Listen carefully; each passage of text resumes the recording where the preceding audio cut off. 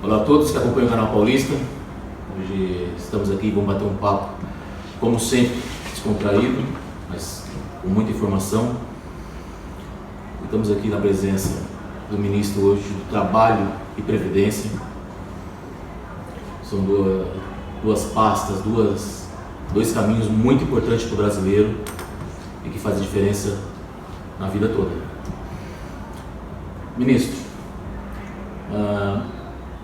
queria falar sobre o ataque, o benefício ao caminhoneiro e taxistas. Amanhã, dia 18, será paga a quarta parcela, tanto para o caminhoneiro quanto para os taxistas. Essas parcelas, você tem uma projeção quanto financeiramente movimenta esse país? Tanto o caminhoneiro como o taxista, a receber essa parcela? Você teria uma... São cerca de 700 milhões de reais por mês. Por mês? Por mês, 700 milhões. Porque a gente está falando de mais ou menos 350 mil transportadores autônomos de cargas e 300 mil taxistas. Então, se você pegar 300 mil mais 350, são 650 mil, no total, vezes R$1.000, que é a parcela, são 650 milhões de reais todos os meses injetados na economia brasileira.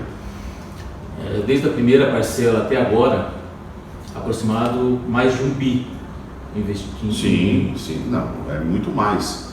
A gente está falando de 4 parcelas, essa é a quarta. Se você pensar em 650 milhões, não sou muito bom de conta, mas vezes 4 dá 2 bilhões e meio, mais ou menos 2 bilhões e meio de reais já injetados na economia, e mais do que injetados na economia, que ajudaram essas duas categorias que, via de regra, é até meio que invisível na sociedade brasileira, e que veio à tona agora a gente conhecer mais a vida, o dia a dia de um taxista e o dia a dia de um caminhoneiro. E eu fiz questão de sair do Ministério do Trabalho e Previdência. Hoje estou aqui em São Paulo, nós estamos fazendo essa gravação aqui em São Paulo, na Superintendência do INSS, aqui no centro da cidade de São Paulo, para visitar mais alguns caminhoneiros e alguns taxistas e saber qual foi o efeito real desse benefício na sua vida. E eu tenho ficado cada vez mais surpreso, cada um utilizou o dinheiro da melhor forma possível, é claro. Alguns compraram pneus, outros arrumaram a documentação dos seus carros, outros arrumaram seus carros, fizeram manutenção que há algum tempo já não estava sendo feita. Então, eu digo que o dinheiro foi bem utilizado, e chegou numa boa hora para essas pessoas. Quem tem empresa pode receber o auxílio? Se ele tiver empresa e ele for transportador autônomo de cargas, paralelamente, ou for taxista, pode sim. Outro ramo nenhum, não pode. Não, a única coisa que não faz com que ele não receba é se ele for aposentado por invalidez. Se ele for aposentado por invalidez, aí não. Ou se ele tiver algum problema com a documentação, se ele não tiver com a carteira de habilitação normal, se ela estiver cassada, se ela estiver vencida há mais de 30 dias, então aí não dá direito a ele a receber isso. E também, se ele pode ser, paralelamente, ele pode ser taxista e transportador autônomo de cargas. Aí nós vamos pagar uma única parcela, a gente não vai pagar duas parcelas. Legal. A autodeclaração do auxílio ainda consegue ser feita? Como ser feita? Consegue sim, ele pode fazer. A gente está falando de um universo de mais ou menos 400 mil caminhoneiros, dos quais 200 mil, 250 mil fizeram a autodeclaração. Ainda tem um remanescente a fazer. E se ele fizer até a última parcela e ficar constatado de que ele estava ativo lá em 30 de maio de 2022, inscrito na base da NTT como ativo, ele vai receber inclusive as parcelas retroativas. Então ele pode fazer essa declaração sim a qualquer tempo. Voltando um pouco nessas visitas que você está fazendo aos caminhoneiros e taxistas, alguma história bacana para ser contada?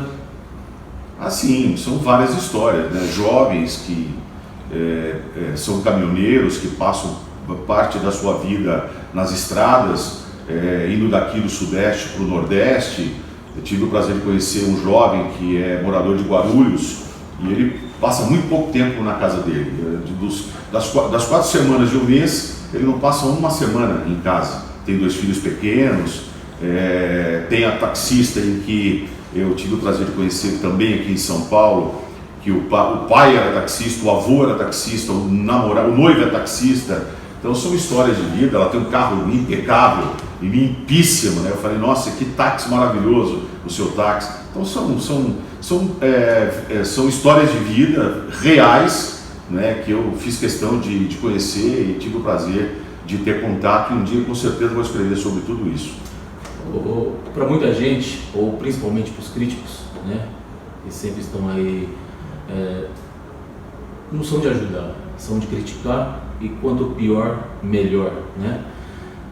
Dizem uma parcela, principalmente para a categoria, tanto caminhoneiro, que são custos muito altos, e o taxista também, dentro do seu município, seria uma parcela pequena que não resolveria nada.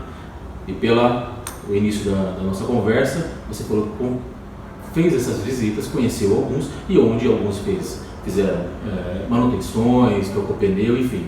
Então essa parcela, além de gerar belíssimo dinheiro na economia, ajuda de verdade. Não tem nada de uma parcela tão pequena assim que esses críticos estão falando. Não, primeiro, não é uma parcela pequena. A gente está falando de uma parcela de R$1.000, que é quase um salário mínimo, e a gente não pode esquecer que existem muitas pessoas que recebem o salário mínimo, né? Exatamente. Como salário, né?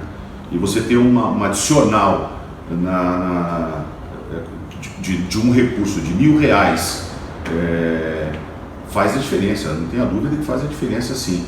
E outra, a gente tem consciência, né? O governo tem consciência, e o nosso presidente, quando pensou em criar esse benefício e distribuir esse benefício a essas 2 categorias que sofreram com os aumentos abruptos, né? E sem controle, porque não depende do Brasil a questão do aumento do petróleo no mundo, né?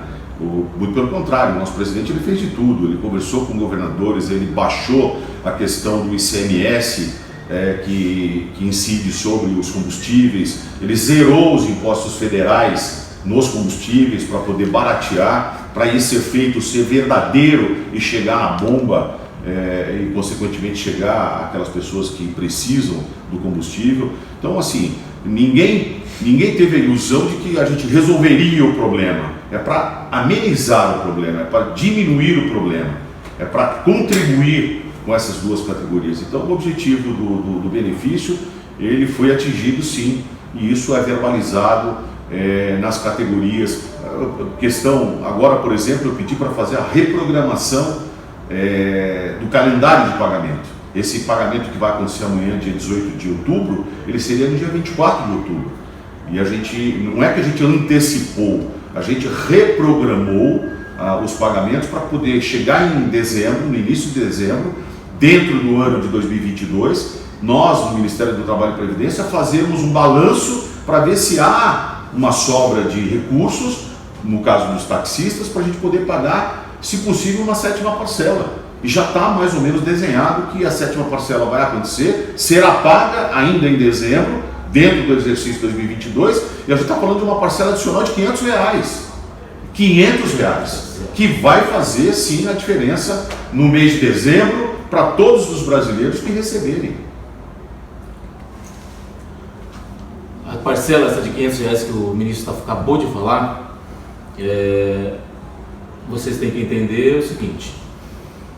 Primeiro, a parcela de R$1.000, para quem acha que é pouco, não é pouco. Vocês sabem disso, principalmente as pessoas que realmente precisam desse auxílio, caminhoneiros que trabalham o Brasil todo. Como no início falamos aqui, e ele falou de uma história de um caminhoneiro jovem que praticamente não fica um mês em casa, está sempre na estrada, e os custos são muito altos. Com essas elevações aí do preço do combustível, ficou mais difícil ainda esse trabalho, né? Agora, imagina você essa preocupação, né, do trabalho, da Previdência, fazer esse balanço E no mês de dezembro, no final de ano, que a gente tem, a população em geral tem uma despesa maior com presentes, com comida, com passeio. Não é o caso dos trabalhadores, tanto taxista quanto caminhoneiro, mas movimenta muito a economia desse país, principalmente a gente saindo, graças ao bom Deus, dessa pandemia que mexeu com o mundo todo. Então, antes de você criticar aí do outro lado, tente analisar, ver se realmente é pouco ou que não faz diferença na vida de ninguém. Eu acho que não, faz muita diferença. Ministro, vamos mudar um pouquinho, sair do trabalho. E eu queria saber sobre o programa Emprega Mais Mulheres. Como funciona? E que você explique detalhadamente esse programa tão bacana. Talvez a parcela da sociedade que mais sofreu com relação à pandemia que você mesmo falou, foram as mulheres. As mulheres, elas tiveram que ir para casa. Você imagina a mulher em casa explicando para os seus filhos que elas estavam lá trabalhando, que elas não podiam se dedicar 100% ou dedicar 100% do tempo às crianças, aos seus filhos. Então elas sofreram bastante. Existe uma preocupação muito grande do nosso governo. Foram mais de 70 projetos direcionados só para as mulheres. E esse pacote que veio dessa medida provisória, colocada pelo nosso governo, veio para poder facilitar para as mulheres e compartilhar com as mulheres, inclusive, não a maternidade, mas a gente fala de parentalidade, que os homens passam a participar da licença maternidade das mulheres, propiciando às mulheres que elas possam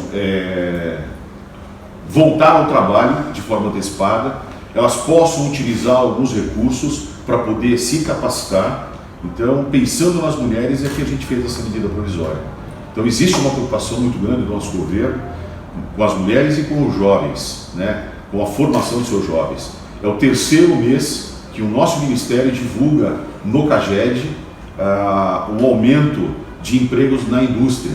E quando a gente fala de aumento de empregos na indústria, eu fico muito feliz. Por quê? Porque a gente sabe que também vai aumentar a média salarial do brasileiro. Porque como a indústria exige um pouco mais de capacidade, de capacitação, para você poder conseguir um emprego, você também vai ter um ganho maior em termos de salário. Então existe essa preocupação também no nosso governo. Você está falando, né, da empregabilidade das mulheres. Existe um programa no nosso ministério que a gente chama de Caminho Digital. É uma parceria que foi feita do Ministério do Trabalho e Previdência com a Microsoft. São mais de 5 milhões de vagas. Mais de 5 milhões de vagas para jovens ou as pessoas de qualquer idade, onde ele pode ser de um simples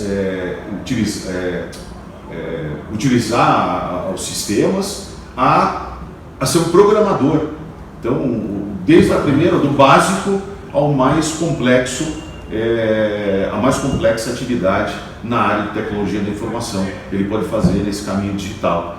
Nós temos hoje cerca de 200 mil vagas ocupadas, são 5 milhões de vagas, nós temos 200 mil só utilizadas. É só entrar na página do nosso ministério e fazer a sua inscrição e começar a fazer o curso. E está aí disponível para as pessoas. E com certeza, se você tem uma formação nessa área, isso daí para você é um plus que vai fazer um diferencial absurdo no teu salário, né? As empresas buscam muito pessoas que conhecem Excel, pessoas que sabem o básico da programação, de tecnologia da informação. Então está aí à disposição de vocês. Essa diferença, inscrito aí tem mais de 200 mil inscritos, mas tem 5 milhões de vagas. Esse número tão grande de vagas disponível e não está sendo preenchido ainda. Por que será? Falta de divulgação. Infelizmente, nós não temos como investir muito em divulgação e dependemos de pessoas como você, do seu canal, para poder levar essa informação até a sociedade brasileira. Vamos sair dessa pauta. Eu vou falar o seguinte: a prova de vida, como funciona?